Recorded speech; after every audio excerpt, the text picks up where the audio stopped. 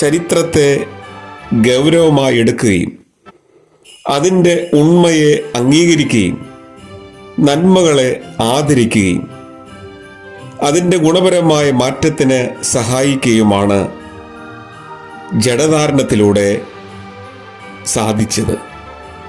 ഈ വചനം ജഡമാകുന്ന പ്രക്രിയ എന്നും എല്ലായിടത്തും നടന്നുകൊണ്ടിരിക്കണം.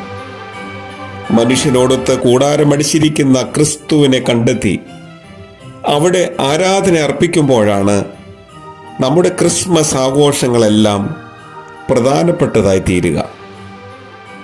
ലോക യാഥാർത്ഥ്യങ്ങളെ തള്ളിക്കളഞ്ഞിട്ടല്ല, അവയ്ക്കുള്ളിൽ നിന്നുകൊണ്ട് ദൈവഹിതത്തിന് സമ്പൂർണമായ അനുസരണം കാണിക്കുകയാണ് അർത്ഥപൂർണമായ നമ്മുടെ ആത്മീയത എന്ന് പറയുന്നത്. അതുകൊണ്ട്